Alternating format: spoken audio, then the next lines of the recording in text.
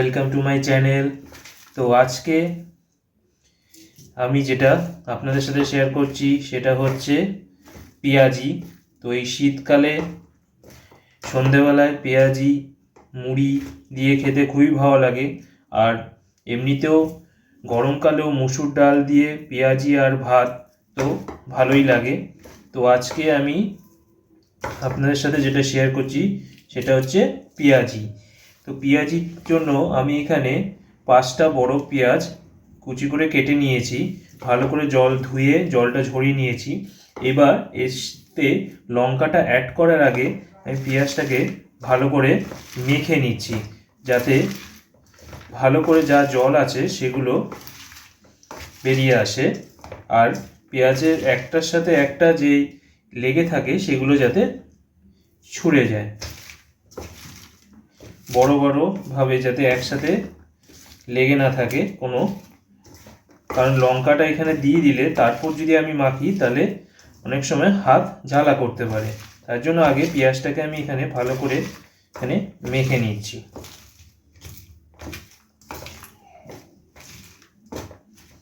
এখন এখানে আমি লঙ্কাগুলোকে কাঁচির সাহায্যে ছোট ছোট কুচি করে নেব। অতি অবশ্যই আপনারা যেরকম ঝাল খাবেন সেই অনুযায়ী লঙ্কা এখানে দেবেন। তো এইভাবে কাঁচির সাহায্যেও আপনারা খুবই তাড়াতাড়ি লঙ্কাগুলো কেটে নিতে পারেন। দেখতেই পাচ্ছেন খুব তাড়াতাড়ি লঙ্কাগুলো এইভাবে কাটা হয়ে যাচ্ছে।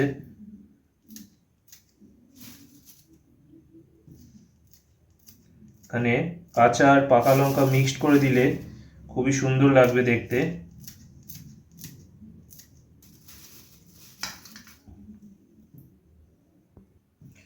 তো দেখতে পাচ্ছেন লঙ্কাও আমি এখানে দিয়ে দিয়েছি। এইবার এখানে যেটা অ্যাড করব সেটা হচ্ছে 3 টেবিল স্পুন বেসন এখানে আমি অ্যাড করব।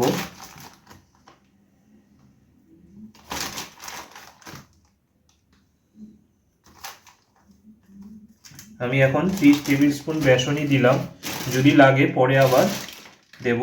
আর এখানে অ্যাড করব 1 টেবিল স্পুন মতন চালের গুঁড়ো, যাতে পেঁয়াজিটা একটু ভালো মুচমুচে হয়।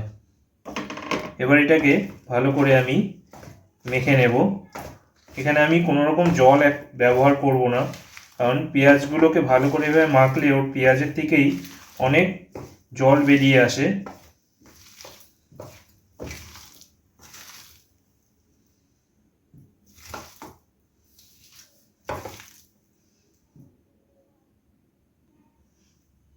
এখন দেখতে পাচ্ছেন মাখা হয়ে গেছে। এবার স্বাদ অনুসারে নুনটা দিয়ে নেব।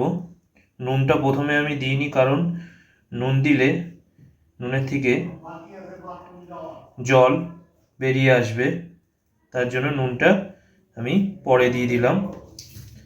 এবার ভালো করে মেখে নিচ্ছি, এইভাবে ভালো করে একটু মেখে নিলাম।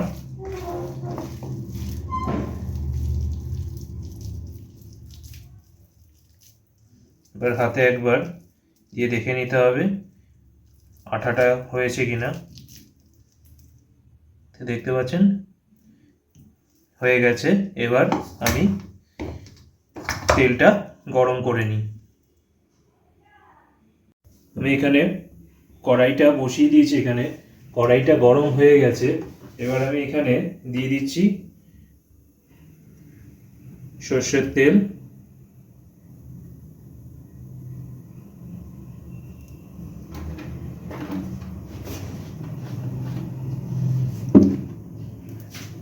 এবার তেলটা গরম হয়ে গেলে তারপর আঁচটা কমিয়ে নেব। তো এখানে দেখতে পাচ্ছেন তেল গরম হয়ে গেছে। এবার আমি একে একে একটা করে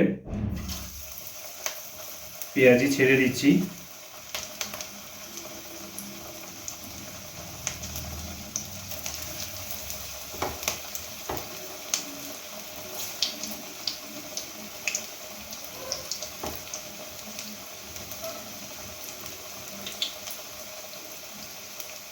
তেলটা একটু বেশি গরম হয়ে গেছে, তার জন্য আমি কমিয়ে নিয়েছি আঁচটাকে, নাহলে ওপরটা লাল হয়ে যাবে আর ভেতরটা পুরো কাঁচা থেকে যাবে।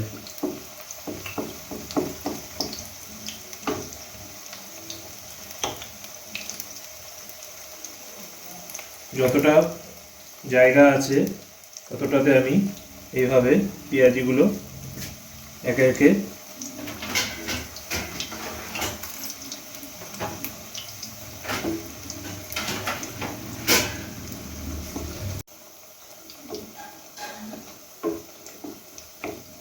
এটার একটা পিঠ হয়ে গেছে।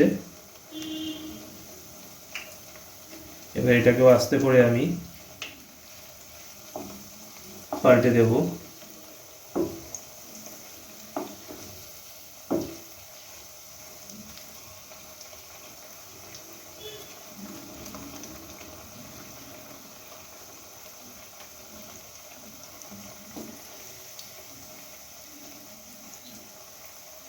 সাইডে একটু জায়গা করে নিয়ে এখানেও অল্প অল্প করে আমি ছেড়ে দিচ্ছি।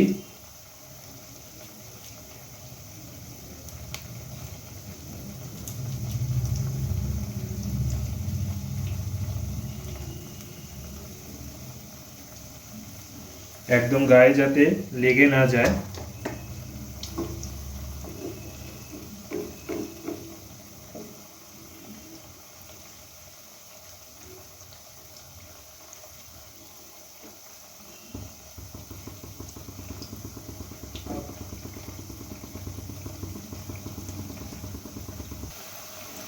দেখতে পাচ্ছেন পুরো পেঁয়াজিটা ভাজা হয়ে গেছে, পুরো মুচমুচে লাল। তো এবার আস্তে করে তেলটা আমি ঝরিয়ে এটাকে তুলে নিচ্ছি।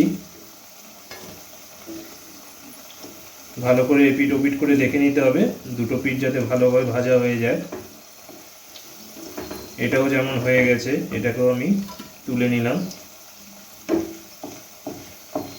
আর পেঁয়াজি কিন্তু অতি অবশ্যই বেশি মোটা করে দেবেন না, মোটা করে দিলে কি হবে, ভেতরটা কাঁচা থেকে যাবে আর বাইরেটা পুড়ে যাবে। তো একটু পাতলা করে দেবেন।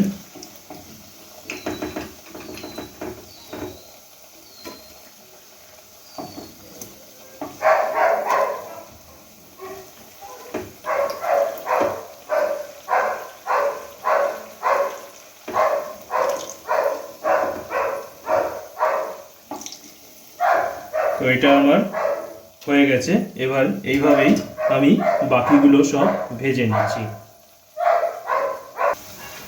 দেখতে পাচ্ছেন আরেকটা লটের আমি পেঁয়াজিগুলো দিয়েছিলাম, সেগুলো ভাজা হয়ে গেছে। খুব বেশি পুড়ে গেলে কিন্তু তেতো হয়ে যাবে, সেটা আপনারা কিন্তু সাবধানে দেখে নেবেন। পেঁয়াজ কিন্তু বেশি যদি পুড়ে যায় তাহলে কিন্তু পেঁয়াজি পুরো তেতো হয়ে যাবে। সেটা ভালো করে আপনারা দেখে নিয়ে করবেন। আর ভেতরটা যাতে কাঁচা না থাকে তার জন্য বেশি মোটা করে পেঁয়াজি বানাবেন না।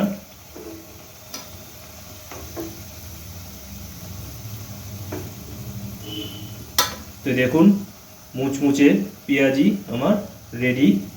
এবার বাকিগুলো আমি ভেজে নিই চটপট।